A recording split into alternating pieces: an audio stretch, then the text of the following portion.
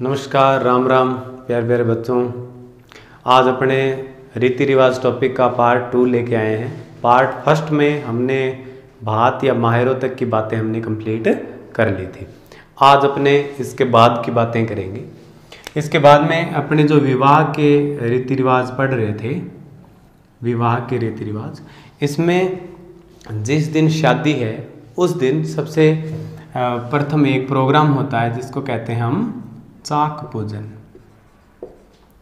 चाक पूजन, ये जो चाक पूजन वाला जो कार्यक्रम होता है, चाक पूजन में क्या होता है? चाक होता है कुम्हार जिस उपकरण के ऊपर, गोल उपकरण के ऊपर मटके बनाता है उसको चाक कहते हैं।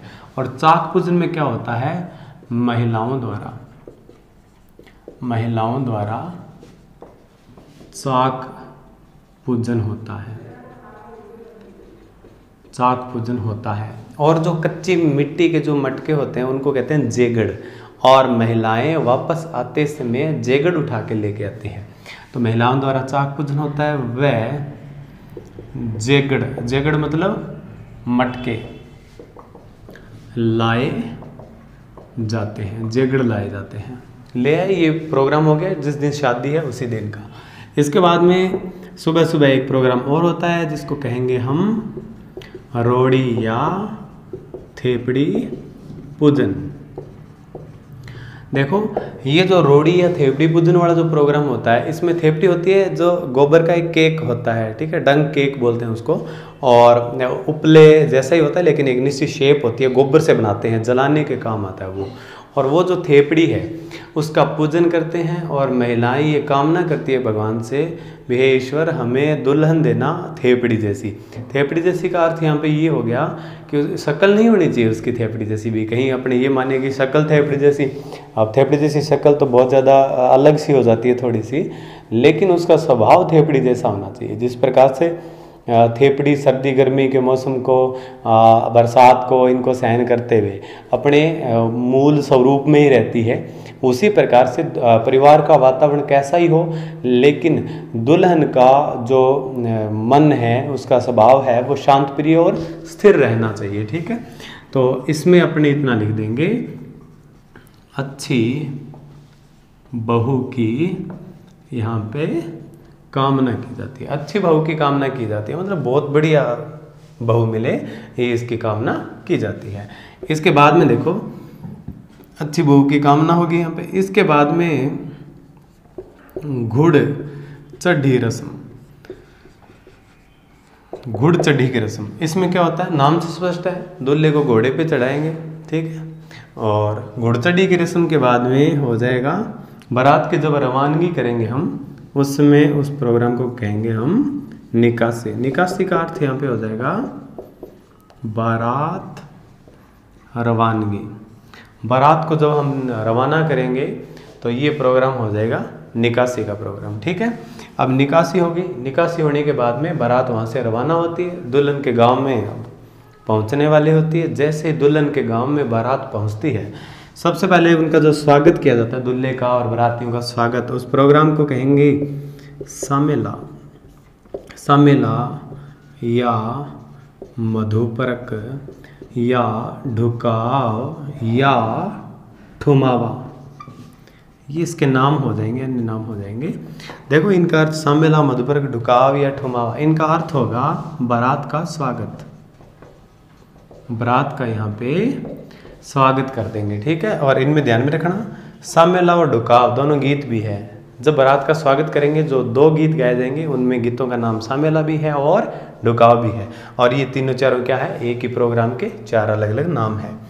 अब इसके बाद में बारात वहाँ से थोड़ा सा आगे बढ़ेगी और यहाँ पे प्रोग्राम होगा सर्वप्रथम तोरण मारना। प्रोग्राम हो जाएगा तोरण मारना। तोरण देखो, इस प्रकार के लकड़ी की बनी एक आकृति होती है, इस प्रकार से बनी हुई एक आकृति होती है। यहाँ पे भगवान गणेश का चित्र बना होता है, ठीक है। और यहाँ पे मोर होता है और यहाँ पे 2 छोटे छोटे तोते बने होते हैं और 2 तोते इधर वाली साइड होते हैं, ठीक है। ये जो लकड़ी की आकृति है इसको हम बोलेंगे तोरण, लकड़ी की भी नहीं होती है। तोरण शब्द का मुख्य अर्थ होता है मुख्य दरवाज़ा जी, इसका अर्थ होगा मेन गेट होता है, मुख्य दरवाज़ा होता है। ये तोरण जो है ये मेन गेट के ऊपर लगाते हैं और दुल्हा तलवार, खांडा या हरी कोई टहनी है, छड़ी है, उससे इसको स्पर्श करते हैं और इसको बोलेंगे अपने तोरण मारना कह देंगे। ठीक है, तो तोरण मारने वाला प्रोग्राम हो गया। ठीक है, तोरण लकड़ी की आकृति, लेकिन यहाँ पे ध्यान रखना यह विजय का प्रतीक है, विजय का प्रतीक है। तोरण मारना पूछ ले कि तोरण मारना किसका प्रतीक है, तो मैं बताना होगा तोरण मारना विजय का प्रतीक है। और ये पूछे कि तोरण शब्द का शाब्दिक अर्थ क्या है, तो तोरण शब्द का शाब्दिक अर्थ होता है मुख्य द्वार। और एक यहाँ पे महत्वपूर्ण प्रश्न परीक्षा में कई बार पूछा जा चुका है कि तोरण दरवाजा नाम का प्रवेश द्वार किस दुर्ग में है, तो ध्यान रखना तोरण दरवाजा रणथंभौर में स्थित है, रणथंभौर में स्थित है। तोरण दरवाजा पूछ ले आपसे तो आपको बताना है रणथंभौर दुर्ग सवाई माधोपुर में ये दरवाजा स्थित है। तोरण शब्द का अर्थ मुख्य द्वार होता है, तोरण मारना विजय का प्रतीक होता है और ये दुल्हे की आखिरी विजय मानी जाती है। ठीक है, ये तोरण मारने वाला प्रोग्राम हो गया।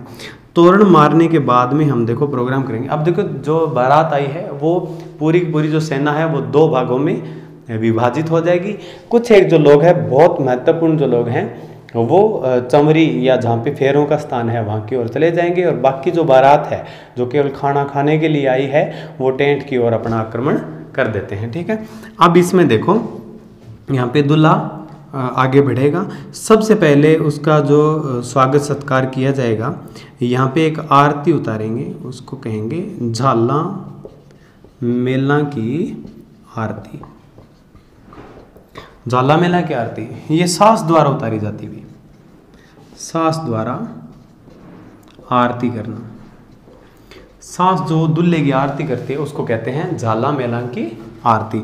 आरती होगी, झाला मेला की आरती हो जाएगी। ठीक है, अब झाला मेला की आरती इसमें क्या होता है, इस प्रकार से उसका नाप लिया जाता है कि वस्त्र के छोर ऐसे पकड़ के और ऐसे ऐसे करके ऐसे किया जाता है, तो ये झाला मेला की आरती हो जाएगी। इसके बाद में एक प्रोग्राम होता है दही देना। ये दही देना वाला प्रोग्राम है, इसमें दही व सरसों के बीज का तिलक करते हैं दूल्हे के, सरसों का तिलक करना, दूल्हे को तिलक वगैरह लगा दिया। ठीक है, अब इसके बाद में देखो, इसके बाद में साड़ियों द्वारा एक प्रोग्राम होता है जिसको बोलते हैं जेवड़ो। जेवड़ो, जेवड़ो का अर्थ होता है यहाँ पे साड़ियों द्वारा दूल्हे को दुपट्टे से खींचना। ठीक है, साड़ियों द्वारा दूल्हे को दुपट्टे से खींचना, ये प्रोग्राम होता है जेवड़ो। ठीक है, इसमें एक छोटा स्टूल होता है, उसके ऊपर कुछ कपड़े रखे जाते हैं, दूल्हा वहाँ खड़ा होता है और साड़ियाँ उसको क्या करती है दुपट्टे से बांध के 2-3 बार ऐसे ऐसे खींचती है, नेग वगैरह दिया जाता है और ये प्रोग्राम पूरा हो जाता है। ये जेवड़ो तक का प्रोग्राम अपने यहाँ पे हो जाएगा। अब आप इसका स्क्रीनशॉट ले सकते हैं। ठीक है, चाक पूजन से लेकर जेवड़ो तक की बातें हमने कंप्लीट कर ली है। ठीक है, बहुत ही महत्वपूर्ण बातें हैं सारी की सारी। ठीक है, और बहुत ही ज़रूरी, बहुत ही महत्वपूर्ण टॉपिक है ये अपना।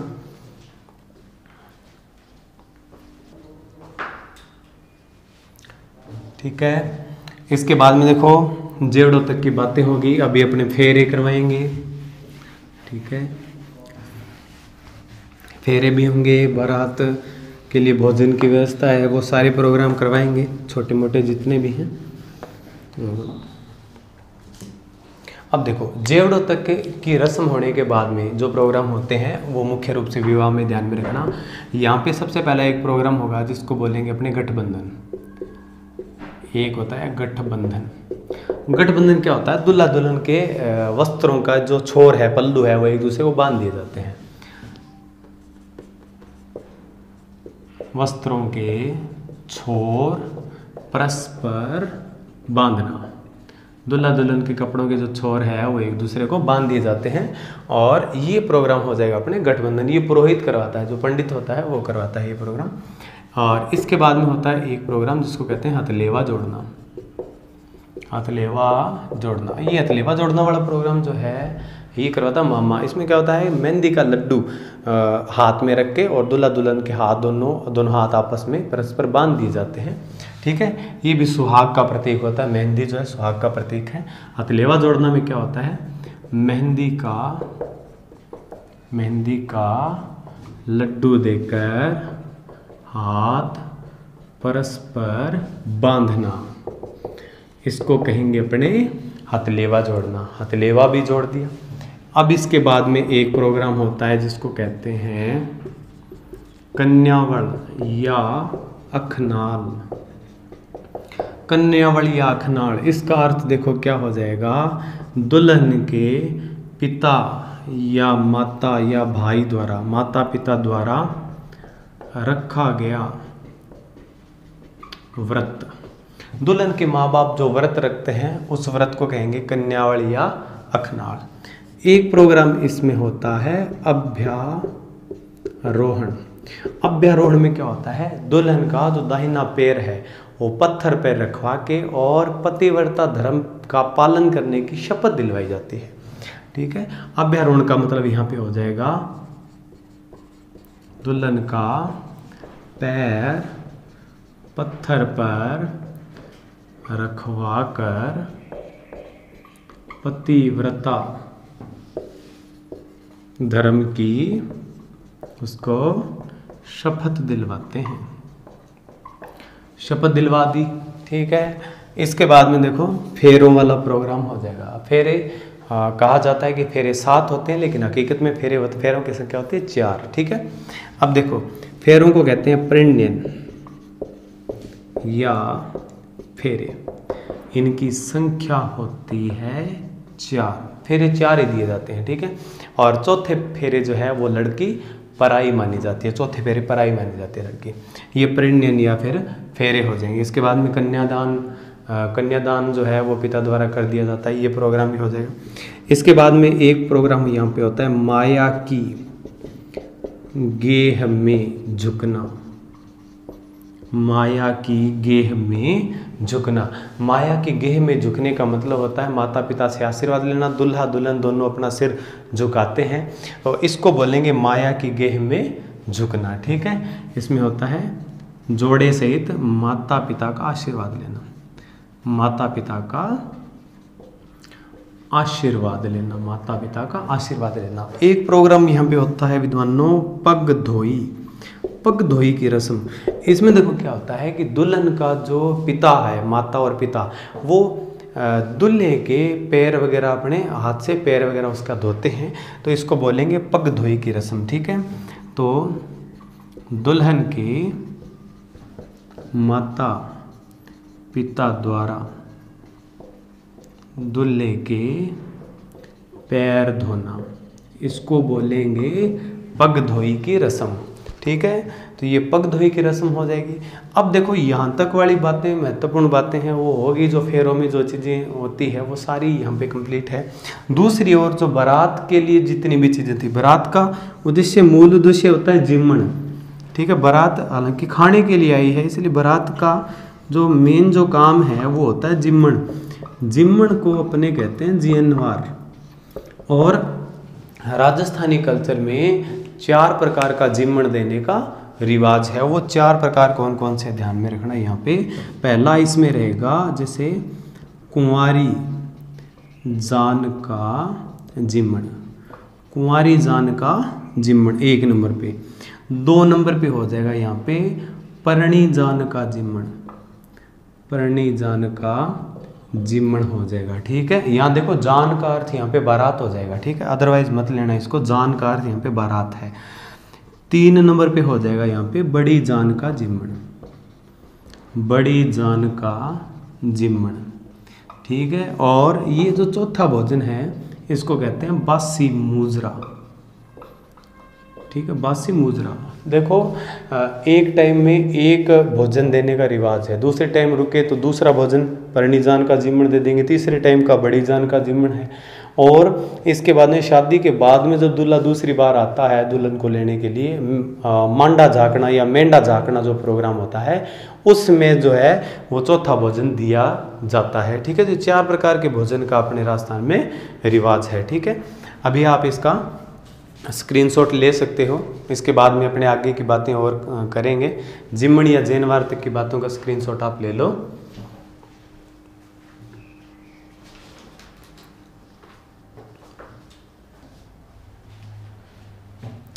ठीक है, यहाँ तक की बात जिमण या जैनवार। ठीक है, 4 प्रकार का भोजन दे दिया। ठीक है, फेरे हो गए। अब इस लड़की को इसकी लड़की की विदाई करेंगे, इसको ससुराल इसके भेज देंगे। ठीक है, यहाँ पे 1-2 प्रोग्राम और होंगे, वो मैं आपको बताऊंगा। और यहाँ पे सबसे जो बड़ा प्रोग्राम होता है वो होता है इनको दुल्हा है, जितने भी बाराती हैं, इनको गिफ्ट वगैरह देने का जो प्रोग्राम होता है उसकी अपनी बात और कर लेंगे। ठीक है, उसकी बात करेंगे। तो यहाँ पे देखो उपहारों का जो लेन देन है उसमें रंग भरी या पहरावणी या सुमठनी, ये देखो वधू पक्ष द्वारा वर को उपहार देना। ठीक है, ये क्या कहलाएंगे? रंगभरी पहरावणी या सुमठनी। इसमें एक चीज़ और ध्यान में रखना, एक उपहार था बरी पड़ला। हालांकि ये पहले की बात है, लेकिन 3-4 प्रकार के जो गिफ्ट वगैरह आदान प्रदान है उनको अपने एक साथ पढ़ेंगे तो ज़्यादा अपने लिए इजी रहेगा। ये बरी पड़ला, ये देखो वर पक्ष द्वारा वधू को जो उपहार भेजे गए हैं उनको कहेंगे बरी पड़ला। एक गिफ्ट यहाँ पे होता है मामांटा। मामांटा नाम से स्पष्ट है कि वधू पक्ष द्वारा वर की मां के लिए जो गिफ्ट दिए जाएंगे उनको मामांटा कहेंगे। वधू पक्ष द्वारा वर की माता को क्या देना? उपहार देना। ठीक है, इनको कहेंगे अपने मामांटा। ये मामांटा वगैरह प्रोग्राम सारा हो गया यहाँ पे, और बारात वगैरह सारा प्रोग्राम सेट है यहाँ पे। अब इसके बाद में देखो, अब अपने बात करेंगे लड़की की विदाई की। ठीक है, लड़की की विदाई। और एक छोटी सी बात यहाँ पे और ध्यान में रखना, मोड़। ये कई बार प्रश्न आता है कि मोड़ क्या होता है। ठीक है, मोड़ जो दुल्हन के यहाँ पे साइड मस्तक के साइड में इस प्रकार की एक आकृति बांधी जाती थी, कई जगह पश्चिमी राजस्थान क्षेत्र में अब भी बांधी जाती है। उस सिर पे बांधी गई उस आकृति को क्या कहते हैं? मोड़ कहते हैं। तो मोड़ क्या है? सिर पे बांधा जाता है। मोड़ बांधते हैं सिर पे मोड़ बांधा जाता है। मोड़ के बाद में देखो यहाँ पे अब बारात की रवानगी करेंगे बड़े, और रवानगी जब करेंगे तो ओड़ियों है, कोयलड़ी है, चिड़कली है, आबो है, ये कुछ जो गीत है ये लड़की की विदाई पे गाए जाते हैं, जो जिसकी बातें हम लोकगीत वाले टॉपिक में कर चुके हैं। यहाँ ध्यान में रखना, लड़की के साथ में जिसको अपने भेजेंगे उसको क्या कहेंगे? ओलंदी। ओलंदी का अर्थ होता है कन्या के साथ भेजा गया व्यक्ति। एक व्यक्ति के नया माहौल है तो इसलिए घर का एक मेंबर कोई ना कोई दुल्हन के साथ जाना जरूरी होता है। तो यहाँ पे उस व्यक्ति को क्या बोलेंगे? ओलंदी। और इस पे स्टार लगा लेना, बहुत ही ज़्यादा मोस्ट इंपॉर्टेंट है। एक ओलंदी है, इससे पहले हमने बात की थी मुग्धना की, वो बातें बड़ी महत्वपूर्ण बातें हैं। तो यहाँ पे ओलंदी की बात होगी। इसके बाद में देखो, अब जो दुल्हा है दुल्हन को लेके वापस अपने गाँव में पहुँच गया है। ठीक है, अब वो जाने उसका काम जाने। ठीक है, अपने यहाँ से रवाना कर दी उसको। इसके बाद में देखो, अब वो गांव में पहुंच गया। सबसे पहले प्रोग्राम होगा कंकण डोरडा खोलना। आपको याद है शादी से पहले हमने जो बांधे थे, जो धागे के अंदर जो कुछ सीप मोती वगैरह शंख वगैरह कोई लोहे की वस्तु कंकण डोरडे हाथों पैरों में बांधे थे, वो खोलने का टाइम है अभी। ठीक, कंकण डोरडा खोल दिया। इसके बाद में एक प्रोग्राम होता है साटकी खेलना। साटकी खेलना, इसमें क्या होता है? देवर भाभी एक दूसरे को छड़ी से पीटते हैं। एक दूसरे को छड़ी से पीटते हैं। इस प्रोग्राम को क्या बोलेंगे? साटकी खेलना। ठीक है, ज़्यादा सीरियसली जोर से नहीं पीटना, आराम से एक थोड़ी सी प्रक्रिया है वो पूरी करनी है बस अपने को। इसके बाद में देखो, यहाँ पे एक प्रोग्राम होगा हथ बोलनो। हथ बोलनो नाम का प्रोग्राम होगा। ये होगा दुल्हन का प्रथम परिचय। दुल्हन का फर्स्ट जो इंट्रो है उसको बोलेंगे अपने हथ बोलनो। हालांकि सारी कुछ बातें हमें पता होती है, लेकिन फिर भी बेसिकली कुछ चीज़ें पूछी जाती है, बेटा आपका नाम क्या है वगैरह वगैरह, कहाँ तक पढ़े हो, अब इतना ज़्यादा हमने खर्चा किया है शादी में, तो ये चीज़ें जो सामान्य सी बातें हैं, ये सारी चीज़ें तो हमें को अपने को पता ही है, लेकिन फिर भी इसीलिए उससे पूछा जाता है ताकि थोड़ा सा उसको नए माहौल में उसको ढलने में मदद मिल जाए उसको, ठीक है। जैसे लड़कियां पूछती है भी आपने तैयारी कहाँ से की है, कहाँ तक पढ़े हो, किस चीज़ की तैयारी करते हो, तो वो कहती है जैसे मान लो पटवारी की तैयारी कर रही हूँ। परिवार की लड़कियां बताती है भी हम कांस्टेबल की तैयारी कर रहे हैं, तो उसको थोड़ा सा ऐसा लगता है भी हाँ भाई अपने जैसे लोग हैं यहाँ पे। फिर दुल्हन बताती है भी पिछली बार परीक्षा दी थी उसमें मैं बी पार्ट में फेल होगी वगैरह जो, ठीक है। तो इस प्रकार से थोड़ा सा माहौल में ढलने में उसको मदद मिलती है। तो प्रथम परिचय क्या कहलाएगा, हथ बोलना कहलाएगा। हाथ बोलने के बाद में देखो यहाँ पे एक प्रोग्राम हो जाएगा जिसको बोलेंगे अपने बढ़ार। बढ़ार या एक प्रोग्राम होता है जानोटन, ठीक है। ये दुल्हन की खुशी में, दुल्हन के आने की खुशी में रखा गया भोज, रखा गया भोज, पार्टी देते हैं बड़ी, रिसेप्शन वाला प्रोग्राम होता है ये, ठीक है। तो इसको बढ़ार या जानोटन, देखो भी दोनों बढ़ार हमारे लिए परीक्षा की दृष्टि से बहुत ज़्यादा महत्वपूर्ण है, इस पर स्टार लगा लेना, ठीक है। और जिन बातों के ऊपर स्टार लगाए जा रहे हैं लगभग परीक्षा में वो बातें एज इट इज़ आपको मिलेगी, ठीक है। तो देखो बढ़ार और बखेर, बखेर होता है जब कोई आदमी मरता है तब उसके शव यात्रा के साथ जो रुपए पैसे उछालते हैं उनको बोलेंगे अपने बखेर। और यहाँ ये नाम है दुल्हन के आने की खुशी में स्वागत में जो पार्टी रखी गई है उसको क्या कहा हमने, बढ़ार कहा है। तो बढ़ार और बखेर देखने में एक जैसे से नाम लगते हैं, इसलिए परीक्षा वाला यहाँ से प्रश्न ज़्यादा उठाता है, ध्यान रखना आप, ठीक है। तो बढ़ार तक का प्रोग्राम हो गया, ठीक है। अभी आप इसका स्क्रीनशॉट ले लो।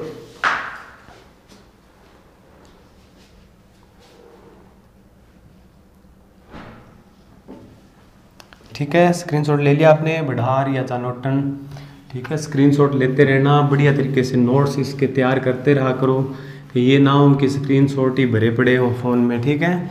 क्यों फ़ोन में स्क्रीनशॉट भरे पड़े रहेंगे तो पढ़ाई नहीं हो पाएगी। पढ़ाई तब होगी जब प्रत्येक बच्चा अपने नोट्स बढ़िया तरीके से प्रिपेयर करेगा, तभी जाके पढ़ाई होगी, वरना मेहनत का कोई फ़ायदा नहीं मिलेगा अपने को, ठीक है। अब देखो हमने जानोटन या बढ़ार तक की बातें कर ली। अब इसके बाद की हम बात करेंगे, यहाँ पे एक प्रोग्राम होता है जात देना, जात देना। तो यहाँ दुल्हा दुल्हन क्या करता है, कुल देवता या कुल देवी का आशीर्वाद प्राप्त करते हैं। मंदिर में जाके माथा टेकते हैं, मस्तक शीश झुकाते हैं, नमन करते हैं, उनको आशीर्वाद लेते हैं, ये जात देना कहलाएगा। जात देने वाला प्रोग्राम भी यहाँ पे हो गया, ठीक है। लगभग सारे प्रोग्राम यहाँ पे अपने कंप्लीट हो चुके हैं। एक प्रोग्राम छोटा सा और मनोरंजन वाला प्रोग्राम होता है, उसको कहते हैं जुआ छुआई। जुआ छुआई में क्या होता है, एक बर्तन होता है उसमें दूध डाल देते हैं, उसमें अंगूठी डाल देंगे और दुल्हा दुल्हन उसको ढूंढने का प्रयास करते हैं। ये चतुराई चेक करने के लिए एक छोटा सा मनोरंजन का कार्य है ये। जुआ छुआई में क्या होता है, दूध में से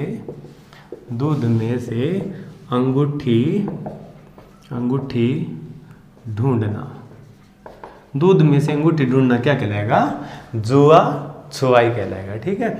तो ये साथियों सारे की सारी जो बातें थी विवाह से संबंधित बहुत ही महत्वपूर्ण बातें हैं, ठीक है। और इसके बाद में अपन करने वाले हैं मृत्यु से संबंधित जो रीति रिवाज है उनके बारे में बात अपने करने वाले हैं, ठीक है। तो बढ़िया तरीके से आप तैयारी करो, बढ़िया तरीके से नोट्स इसके बनाओ, और जितना आप अच्छे तरीके से मेहनत करते जाओगे और उतने ही बढ़िया तरीके से हम ज़्यादा से ज़्यादा हर सब्जेक्ट के वीडियोस और बढ़िया मैटर, उसके बाद में टेस्ट सीरीज़ ऑनलाइन, उसके बाद में नोट्स पीडीएफ, जितना ज़्यादा हमारे से हो सका उतना स्टडी मटेरियल आप तक पहुंचाते रहेंगे, आपकी हेल्प करते रहेंगे, ठीक है। और अगर आप उससे कामयाबी आपको मिलती है तो हमारा ये पढ़ाना, हमारी आज की जो मेहनत है इसका हमें फल मिल जाएगा, ठीक है। तो इसी उम्मीद के साथ आप, ठीक है, ओके।